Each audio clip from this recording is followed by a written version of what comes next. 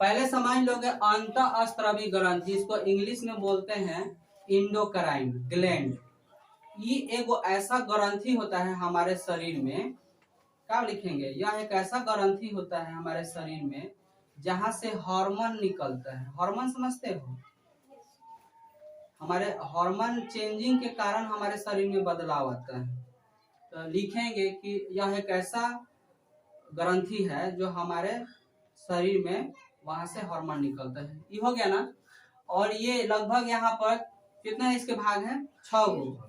Pituitary ग्रंथि, देखो यह ऐसा ग्रंथि है जो हमारे ब्रेन मस्तिष्क में होता है। एस्फेनाइड एक हड्डी होता है, उसी के बीच में ये स्थित होता है। सुन लो पहले, समझ लो। और ये ग्रंथि जो है ना, इस ग्रंथि को हम लोग मास्टर ग्रंथि भी कहते हैं। पिट्यूटरी ग्रंथि मास्टर ग्रंथि इसलिए कहते हैं कि हमारे ये पूरे ब्रेन है तो पूरे बॉडी को कंट्रोल करेगा, तो ये ब्रेन में ना है, तो इसलिए इसको मास्टर ग्रंथि। इसमें 2 तरह के, जैसे ग्रोथ हार्मोन, जैसे आदमी कोई छोटा हो जाता है, बड़ा हो जाता है, तो पिट्यूटरी ग्रंथि से ही निकलता है ग्रोथ हार्मोन। तो कभी कभी ऑब्जेक्टिव में पूछ देगा कि ग्रोथ हार्मोन कहाँ से निकलता है, पिट्यूटरी ग्रंथि, थायराइड ग्रंथि, पैराथायराइड, यानी 4 गो ऑप्शन डाल देगा। पढ़े हो तो मारो। मास्टर ग्रंथि किसे कहते हैं, तो यही 4 ऑप्शन डाल देगा, जो है उसको मारो। समझ गया ना। तो पिट्यूटरी ग्रंथि समझ में आ गया।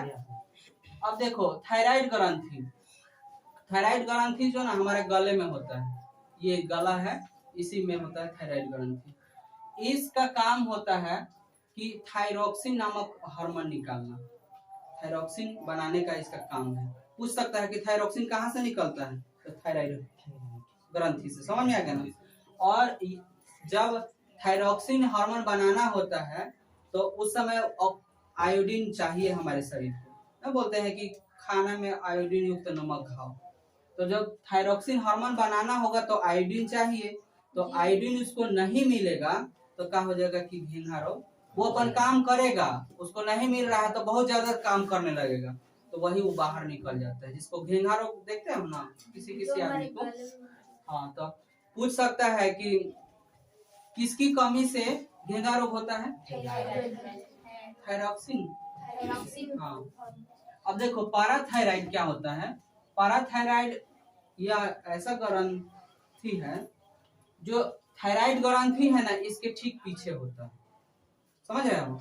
और ये इस तरीका के है, मान लो है गला है मेरा, तो ये गला है, तो यहाँ पर होगा, यहाँ पर 4 गो होता है पैराथायराइड ग्रंथि। और वहां से इसका मुख्य काम जो है ना, क्या काम है, हमारे शरीर में कैल्शियम चाहिए ना, उसी को ही कंट्रोल करता है। ठीक है, समझ में आ गया। पिट्यूटरी ग्रंथि का क्या काम है? फैन ऑफ कर दो। पिट्यूटरी ग्रंथि से तुम बताओ तो कौन सा हार्मोन निकलता है?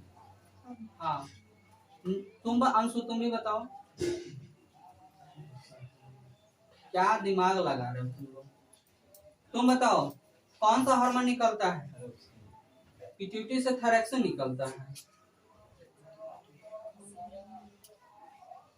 तुम बताओ तो, तुम बताओ। ध्यान नहीं दे रहे हो तुम लोग पढ़ाई पर। वृद्धि हार्मोन, ग्रोथ हार्मोन। यहाँ से, इसी से ना आदमी बौना हो जाता है और लंबा होता है, यहीं से हार्मोन निकलता है। पैराथायराइड का क्या काम है तुम बताओ तो? कैल्शियम को नियंत्रण करता है। ठीक है। अब देखो एड्रीनल ग्रंथि क्या होता है। एड्रीनल, हम लोग की किडनी होता है ना, तो किडनी के ठीक ऊपर में ये ग्रंथि पाए जाते हैं, एड्रीनल ग्रंथि। ये ग्रंथि तो 2 भाग है, एगो के कॉर्टेक्स बोला जाता है, एगो के मॉड्यूला बोला जाता है। इसका इतना ही जानेंगे। और ये क्या करता है, जब हम लोग ज्यादा कॉर्टेक्स और मेडुला 2 भाग है, इतना ही इसमें लिखना। अग्नाशय, देखो इसको ना हम लोग अग्नाशय को कह सकते हैं, यह एक ऐसा ग्रंथि है जहां से हार्मोन भी निकलता है और एंजाइम भी निकलता है। यही एक हमारे बॉडी में ऐसा ग्लैंड है जहां से दोनों निकलता है,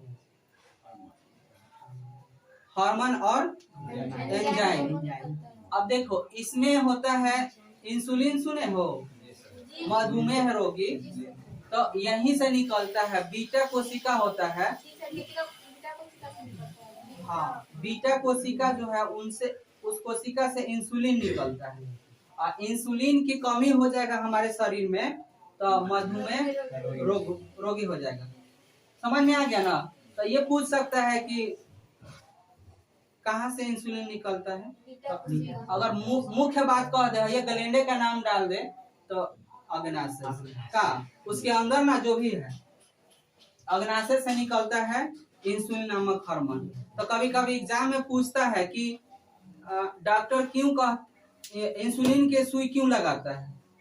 कभी कभी एग्जाम में पूछता है कि डॉक्टर, चिकित्सक इंसुलिन के सुइया क्यों लगाता है।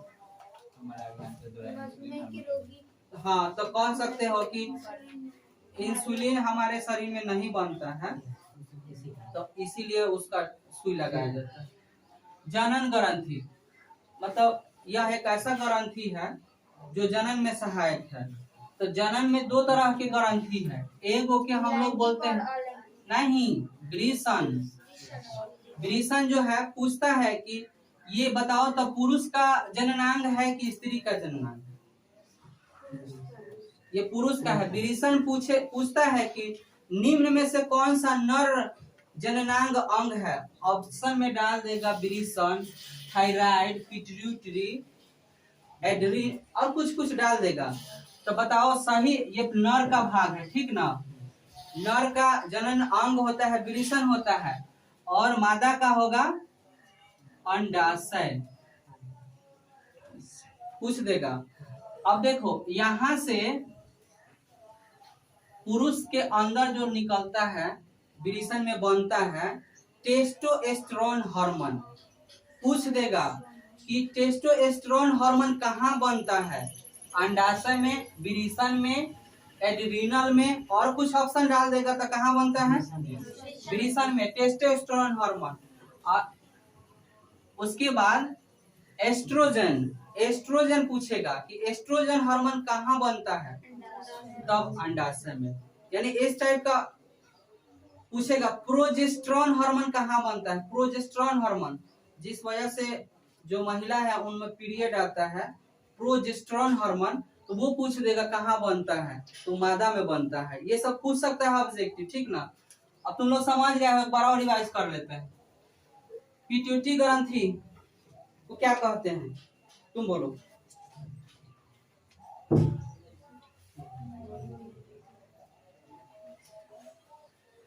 बताओ।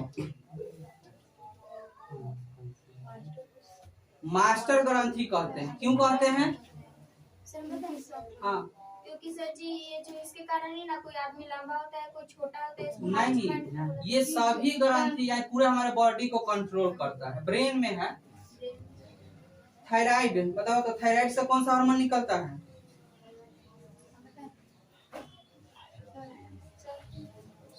एक मिनट, तुम बताओ तो। थायराइड ग्रंथि से कौन सा हार्मोन निकलता है?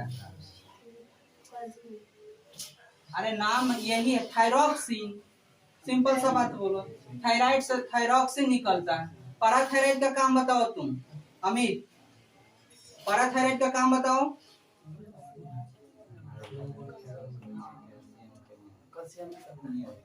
ये कहाँ पाए जाएंगे, पैराथायराइड कहाँ होता है? जो थायराइड ग्रंथि है ठीक उसके पीछे। कैसे याद कर रहे हो तुम लोग, गुस्सा आ रहा है तो अभी